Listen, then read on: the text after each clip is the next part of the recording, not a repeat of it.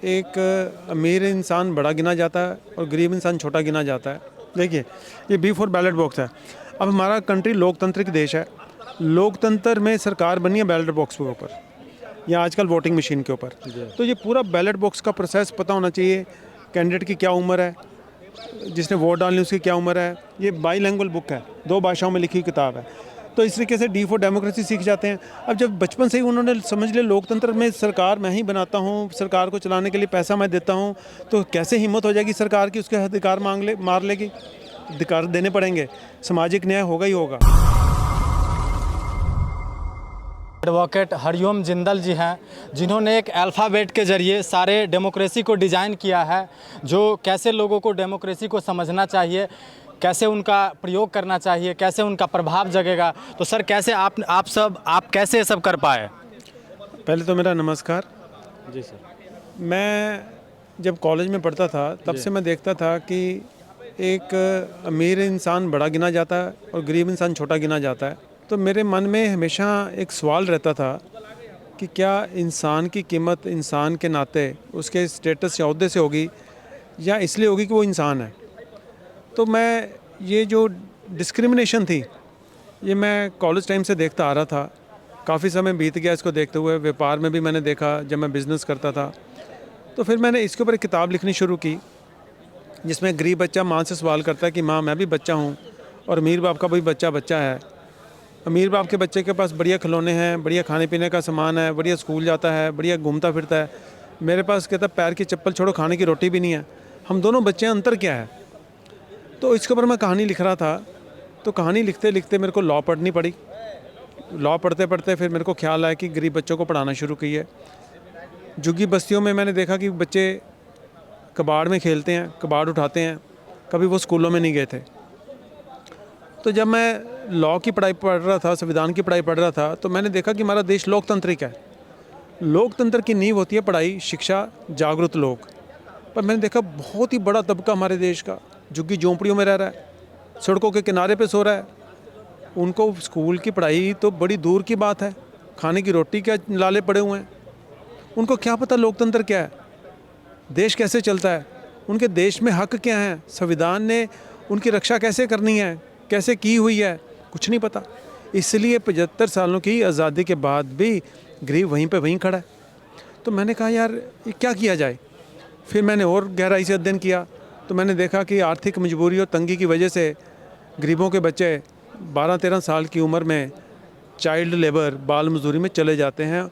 और मैंने बड़ी कोशिश करके देखा भी क्या चक्कर है कि क्या जो सरकारों ने कानून बनाए हैं बाल मजदूरी रोकने के लिए वो कानून लागू भी हो सकते हैं।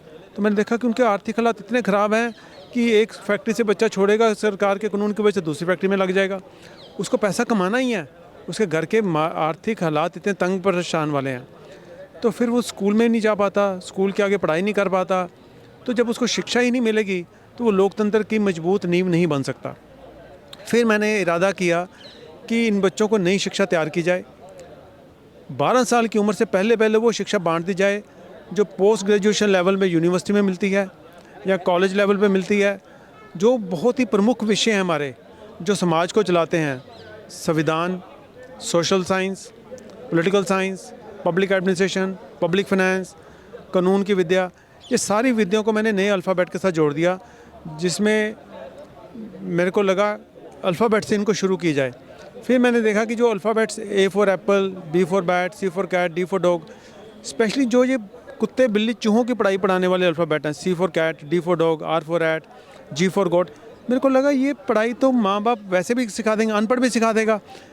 इस पढ़ाई को कराने के लिए स्कूल भेजने की क्या ज़रूरत है, इस पढ़ाई को कराने के लिए स्कूल में बड़ी बड़ी फीसें देने की क्या ज़रूरत है। ये पढ़ाई तो कोई भी पढ़ा देगा, लेकिन लोकतंत्र कौन सिखाएगा इनको, संविधान कौन सिखाएगा, टैक्स का क्या रोल है, हमारे हकों का क्या रोल है, नेचुरल रिसोर्सेज का मेरी लाइफ में क्या जोड़ है।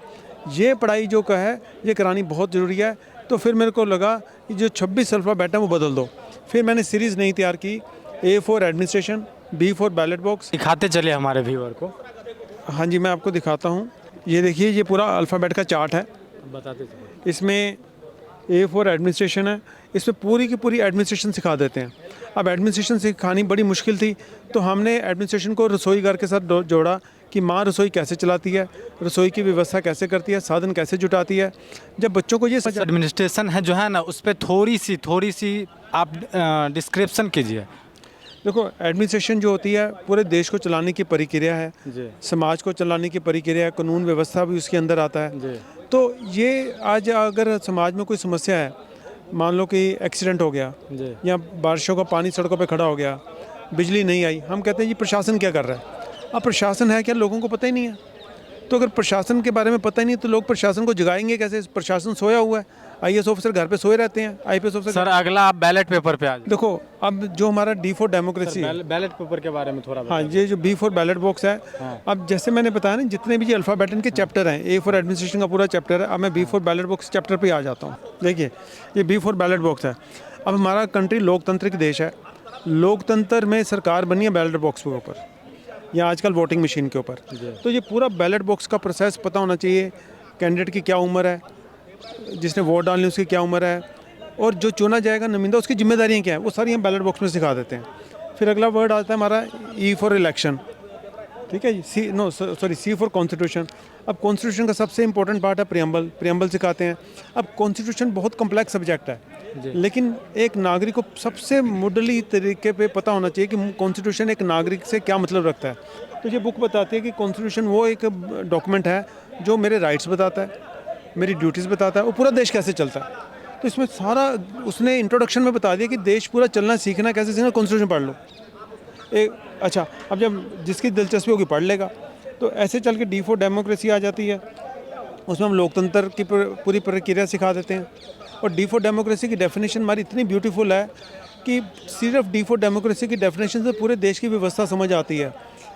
उसमें कहता है डी फॉर डेमोक्रेसी वो होती है जिसमें ई फॉर इलेक्शन होता है, उसमें वी फॉर वोट डलती है, जिसको ज़्यादा वोटें मिलेंगी वो इलेक्ट होगा, जो चुना जाएगा वही गवर्नमेंट बनाएगा, जो गवर्नमेंट बनाएगा उसको गवर्नमेंट चलाने के लिए बच्चे कहते हैं मेरा टी फॉर टैक्स का पैसा जाएगा, मेरे टी फॉर टैक्स के पैसे से मेरे आर फॉर राइट्स देने हैं। सारी बातें इस बुक में लिखे हुए हैं। यस, ये देखो, ये बुक में लिखे हुए हैं। D for democracy means there is E for election, in the election there is V for vote, whosoever gets the maximum vote gets E for elected, सारा लिखा हुआ है। और इसको इंग्लिश में और हिंदी में दोनों में लिखा हुआ है, ताकि साधारण बच्चा भी पढ़ सके और समझ सके।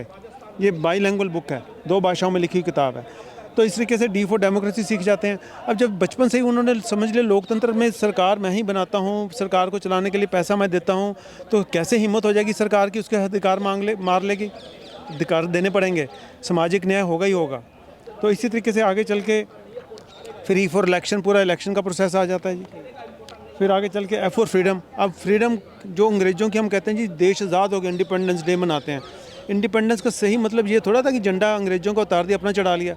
इंडिपेंडेंस का सही मतलब क्या था? उनके कानूनों से आज़ादी, उनकी गुलामी के कानूनों से आज़ादी। लेकिन आज भी भारत में कितने कानून हैं जो अंग्रेज़ों के टाइम के चल रहे हैं। तो असली फ्रीडम कब होगी? जब एक नागरिक आज़ाद महसूस करेगा और एक एफआईआर करवाने जाता है, पुलिस में शिकायत लगाने जाता है, थानेदार के सामने बैठा होता है, ऐसा लगता है कि जैसे मैं गुलाम देश का नागरिक हूँ।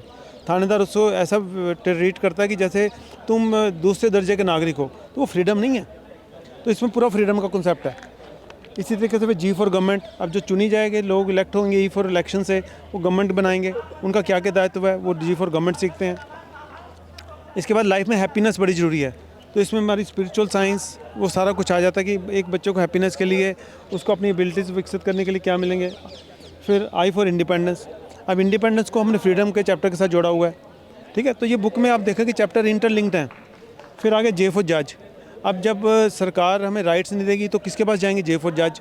तो ये चीज़ें बच्चे पहले से सीखेंगे तो उनके अंदर आत्मविश्वास होगा, उनको पता हमने हकों की लड़ाई कैसे लड़नी है। जब सारे बच्चों को ज्ञान होगा तो उनके हक को कौन मार लेगा, है ना। फिर के फॉर नॉलेज। अब नॉलेज का रोल है कि बच्चों को लड़ाई लड़नी है, नॉलेज चाहिए, तो के फॉर नॉलेज है। अब हमारा देश जो है कानून के हिसाब से चलता है, एल फॉर लॉ है। अब एल फॉर लॉ की बेसिक डेफिनेशन सीखते हैं जो अच्छे कई बार लोगों को भी नहीं पता होती, ठीक है जी। इसी तरीके से एम फॉर मनी, पैसे का क्या रोल है। एन फॉर नोटिस है, नोटिस का क्या रोल है। कई लोग नोटिस से डर जाते हैं, अब बच्चों को शुरू से पता है नोटिस का क्या रोल है। सर, तो ये किताब आपको तैयार करने में, ये पूरा कॉन्सेप्ट तैयार करने में टोटल कितने दिन लगे हैं? दिनों का हिसाब नहीं है, ये तो सालों का हिसाब है। जी। इसके लिए मैंने अपना बहुत चलता हुआ व्यापार छोड़ा। 43 साल की उम्र में मैंने कानून की विद्या ज्वाइन की पंजाब यूनिवर्सिटी में, 46 साल में पास की, गरीब बच्चों के बीच जाना शुरू किया। तो पूरा का पूरा प्रयास में मेरे को 7 से 8 साल लग गए। 7 से 8 साल पूरा समय लग गया। क्या ये पूरी तैयारी आप ही करे हैं इसका? मैं अकेला ही हूँ, क्योंकि इसके ऊपर पूरी रिसर्च है और रिसर्च मैंने अकेले ने की है और मैंने ही लिखी है, मैंने ही पब्लिश की है। फिलहाल अभी कहाँ कार्यरत है एडवोकेट साहब आप? मेरे लुधियाना में 5 प्रोजेक्ट हैं जहाँ पे गरीब बच्चे झुग्गी झोंपड़ी में रहने वाले पढ़ते हैं। 1000 बच्चा मैं 2013 से लेकर 2023 तक पढ़ा चुका हूँ। बच्चे फराटेदार इंग्लिश बोलते हैं। उनको जो ज्ञान है, मैं वायदे से कह सकता हूँ बड़े बड़े लोगों को नहीं है, कुछ ही लोगों को होगा। आम लोगों को वो ज्ञान नहीं है जो उन बच्चों को है। वो बच्चे ऐसे ऐसे सवालों के जवाब दे सकते हैं कि जो अच्छे पढ़े लिखे स्कूलों के बच्चे भी नहीं दे सकते। आपने इंग्लिश के भी क्लासेस करवाते हैं? हाँ जी, क्योंकि जो अल्फ़ाबेट की सीरीज़ तैयार की है वो अंग्रेजी में है। हमारे बच्चे हिंदी, इंग्लिश और पंजाबी 3 भाषा बहुत अच्छी तरह से बोलते हैं, बहुत अच्छी तरह लिखते हैं। कहाँ कहाँ पे आपका ब्रांचेस वगैरह है? देखो, मेरा बेस लुधियाना में है।